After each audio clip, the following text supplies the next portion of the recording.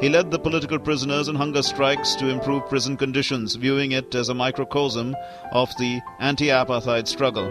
He initiated the University of Robben Island, whereby prisoners lectured on their own areas of expertise and debated politics. International interest in his plight came in July 1978 when he celebrated his 60th birthday.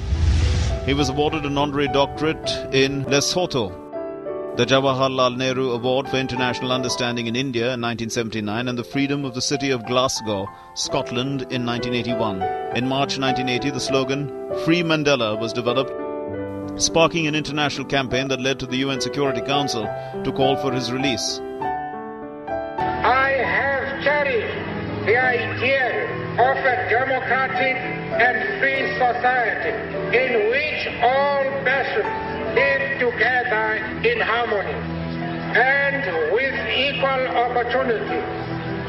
It is an ideal which I hope to live for and to achieve. But if need be, it is an ideal for which I am prepared to die. Despite increasing foreign pressure, the government refused, relying on powerful Cold War allies in US President Ronald Reagan and UK Prime Minister Margaret Thatcher, who thought he was a communist. India in particular was the first country to raise this issue well before apartheid was institutionalized in 1946, but just when we were moving towards our own freedom, taking this matter in the United Nations, and subsequently India was relentless in isolating apartheid South Africa and for the imposition of the mandatory sanctions. India has supported your movement from the very beginning.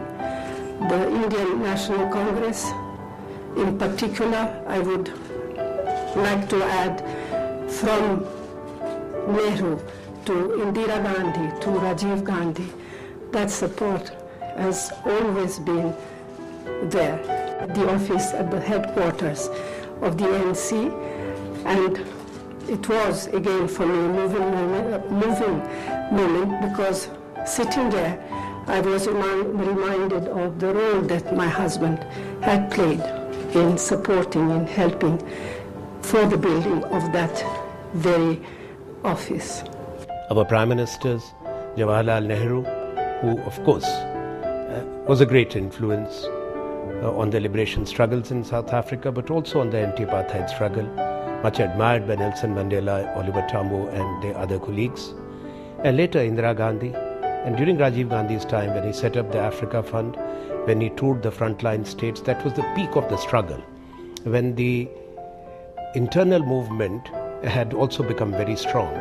And there was the global campaign for the imposition of mandatory sanctions. And there were powerful personalities with whom Rajiv Gandhi had met. And this Africa Fund, people don't realize it is not Africa as a continent. That is action for resistance. Violence across the country escalated, with many fearing civil war. Under pressure from an international lobby, multinational banks stopped investing in South Africa, resulting in economic stagnation. Numerous banks and finally Thatcher asked Botha to release Mandela, then at the height of his international fame, to defuse the situation. In February 1985, Botha offered to release him on condition that he unconditionally rejected violence as a political weapon. Mandela rejected the offer, saying, "My father says, I cannot and will not give any undertaking at a time when I and you, the people, are not free. Your freedom and mine cannot be separated."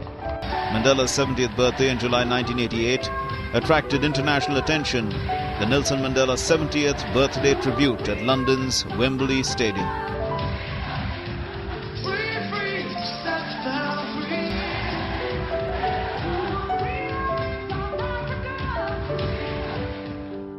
Although presented globally as a heroic figure, he faced personal problems when the ANC leaders informed him that Winnie Mandela had set herself up as a head of a criminal gang, the Mandela United Football Club, responsible for torturing and killing opponents, including children in Soweto.